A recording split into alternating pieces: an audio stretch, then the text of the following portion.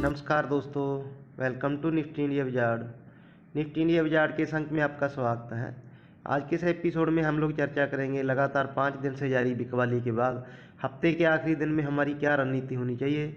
America में bond yield बढ़ने से जिस प्रकार से सेकंड हाफ में वीकली एक्सपायरी के चलते हमारी मार्केट में बड़ी गिरावट आई और हम लोग अहम 14,500 के लेवल के आसपास बंद हुए, तो इसके बाद फिर हफ्ते के आखिरी दिन हमें क्या करना चाहिए, इन्हीं सब डाटा पॉइंट्स पे चर्चा करेंगे।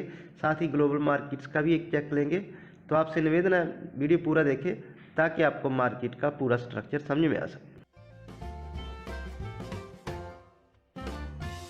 सबसे पहले निफ्टी का डाटा।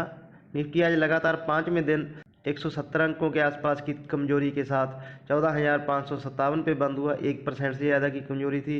14,875 का दिन का हाई था, 14,478 का दिन का लो था। तो 400 पॉइंट की वोल्टिलिटी इंट्राडे में आज निफ्टी में देखेगी दोस्तों।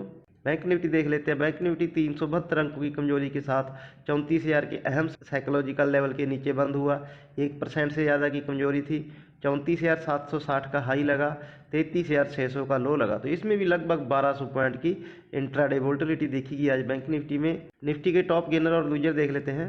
आईटीसी निफ्टी का टॉप गेनर था। बजाज ऑटो, हिंडाल्को, ग्रासिम, एमएनएम, भारतीय Airtel, ONGC, Maruti, Eicher, Tata motor. तो ऑटो शेयर और एफएमसीजी का आज मार्केट में दबदबा था। ये स्टॉक सभी स्टॉक हरे निशान में बंद हुए। वहीं आज कौन सा सेक्टर था जिसने मार्केट पे प्रेशर बनाया? HCL tech, Infosys, doctor Reddy, division laboratory, Hero, NTPC, TCS, GAIL, Reliance, Wipro, tech Mahindra. तो हम क्लियरली देख सकते हैं दोस्तों, ऑटो और एफएमसीजी बढ़ने वाले सेक्टर थे, आईटी और फार्मा आज गिरने वाला सेक्टर था। तो इसीलिए जो हम लोग आपके लिए टॉप गेनर और लूजर निफ्टी का इसीलिए लेके आते हैं ये सेगमेंट, ताकि आपको पता चल सके कि मार्केट में कौन से सेक्टर में बाइंग हो रही है और कौन से सेक्टर में सेलिंग हो रही है।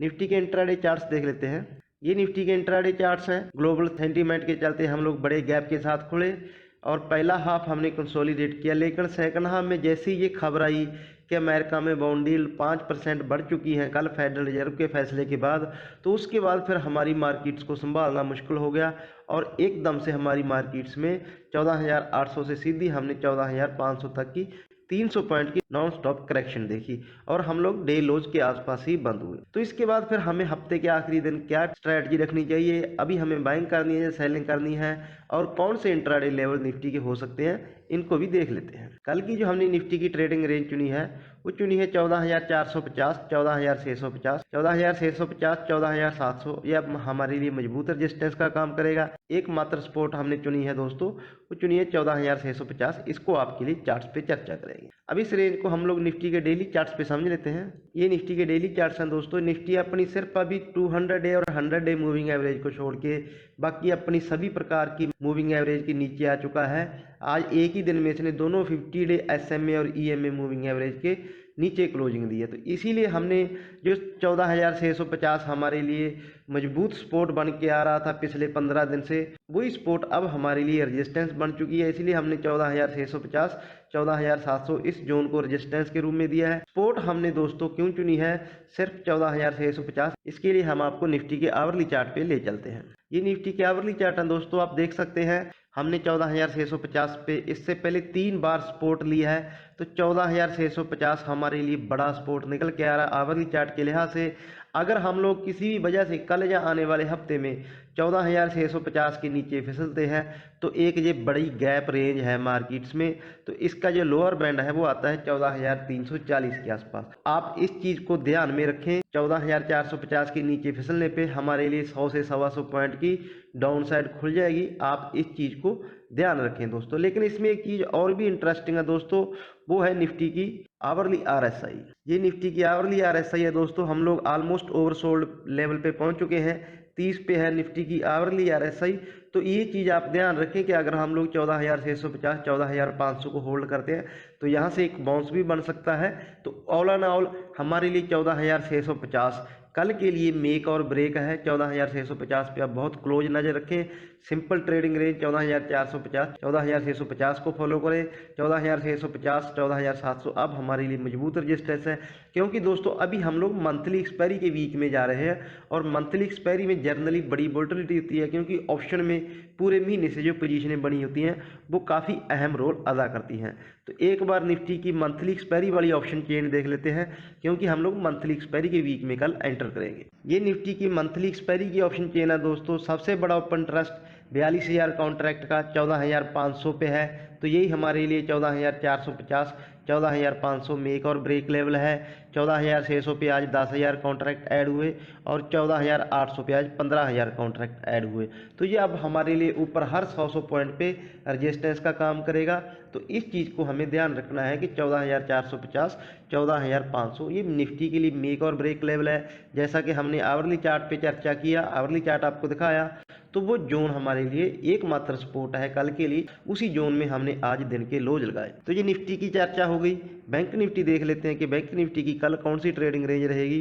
बैंक निफ्टी की जो हमने ट्रेडिंग रेंज चुनी है वो आज के लोज है दोस्तों 33,500 और 34,200, 34,200, 34,300। ये अब हमारे लिए मजबूत रजिस्टेंस का काम करेगा। एकमात्र सपोर्ट जैसे निफ्टी के लिए हमने चुना 14,450, सेम आज बैंक निफ्टी के लिए हमने एक ही सपोर्ट चुनी है, वो चुनी है 33,500। अब इसको भी बैंक निफ्टी के डेली चार्ट्स पे समझ लेते हैं। ये एक गैप एरिया है, जैसा कि सेम निफ्टी में है वैसे ही बैंक निफ्टी में हम लगातार इसको सस्टेन कर रहे हैं, मेंटेन कर रहे हैं। हमने इस चार्ट्स पे हमेशा इस जोन को मार्क करके रखा है और आज इस जोन के हमने अपर बैंड को टच कर लिया है। अगर हम लोग आज की लोज के नीचे फिसले 33,500 तो सीधा हमारे लिए 33,000 का दरवाज़ा खुलेगा। तो ये चीज़ आप ध्यान रखें। बैंक निफ्टी में बहुत बड़ी वोलेटिलिटी है, बहुत बड़े बड़े पिछले 3 दिन से बैंक निफ्टी इंट्राडे में हज़ार पॉइंट के मूवमेंट दे रहा है, तो आप उस चीज़ पे ध्यान दें। दूसरा दोस्तों सबसे अहम फैक्टर हमारे लिए वॉच करना होगा अमेरिकी बाजारों का, क्योंकि अमेरिकी बाजारों का ये इतिहास रहा है। उनके फ्यूचर को देख के हम लोग ट्रेड करते हैं, लेकिन हमें देख के अमेरिकी बाजार ट्रेड नहीं करते। अमेरिका में जो ओवरनाइट बॉन्ड यील्ड में बड़ी उछाल आई है, 5% का बड़ा उछाल आया है, तो उस पे अमेरिकी बाजार आज रिएक्ट करेंगे। तो उसके बाद ही फिर हमारी कल मॉर्निंग में क्या रणनीति होनी चाहिए वो हम आपको अपडेट कर देंगे। अगर अमेरिकी बाजारों में कोई बड़ा उलटफेर नहीं हुआ तो हमारे लिए पॉसिबल ट्रेडिंग रेंज रहेगी निफ्टी में 14,450 से 14,650, क्योंकि मार्केट में बे इंतहा वोलेटिलिटी है, दोनों तरफ के स्टॉप लॉस लोगों के ट्रिगर हो रहे हैं। इसीलिए हमने आज आपको कोई स्टॉक ऑफ द डे नहीं दिया। कल भी दिन के दौरान जैसे भी होगा हम आपको कोई ना कोई स्टॉक रेकमेंड करने की कोशिश करेंगे। आज हमने बजाज फाइनेंस दिया था, दिन भर उसने मजबूती के साथ ट्रेड किया, लेकिन सेकंड हाफ में बाजार के साथ होल्ड नहीं कर पाया और हमारे उसमें स्टॉप लॉस ट्रिगर हुए। तो इसीलिए आज हम कोई स्टॉक ऑफ द डे नहीं दे रहे। कल दिन के दौरान हम आपको अपडेट कर देंगे कोई भी स्टॉक ऑफ द डे हमारी नज़र में आता है। तो ये हमारी कंप्लीट एनालिसिस हो गई दोस्तों। आपको दोनों तरफ सोचना है। हमारे मार्केट ओवरसोल्ड भी है, क्योंकि पूरा हफ्ता हमने चारों दिन हफ्ते के बिकवाली देखी है। पिछले हफ्ते भी हम जैसे आज बड़े गैप के साथ खुले थे, दिन के लोज पे बंद हुए थे, और आज भी हम लोग बड़े गैप के साथ खुले, डे लो पे बंद हुए। हमारी जो गिरावट की आज की वजह थी वो थी बॉन्ड यील्ड बढ़ना, और हम लोग आवरली चार्ट पे एक बड़े सपोर्ट प्लस ओवरसोल्ड जोन में पहुंच चुके हैं। तो ये दोनों फैक्टर को ध्यान में रख के ही आपको ट्रेड करना है मार्केट में। तो मैं उम्मीद करता हूं दोस्तों हमारे जो एनालिस्ट हैं उससे आपको आपकी ट्रेडिंग स्ट्रेटजी बनाने में मदद मिलेगी। किसी भी प्रकार की सहायता के लिए आप हमें कमेंट सेक्शन में कमेंट करें, हम आपकी मदद करने की पूरी कोशिश करेंगे। कोशिश अच्छी लगी तो वीडियो को लाइक करके चैनल को सब्सक्राइब करें, साथ ही बेल आइकन के बटन को दबाएं ताकि हमारी हर अपडेट आपको सबसे पहले मिल सके। अपना और अपनों का ख्याल रखें। नमस्कार दोस्तों।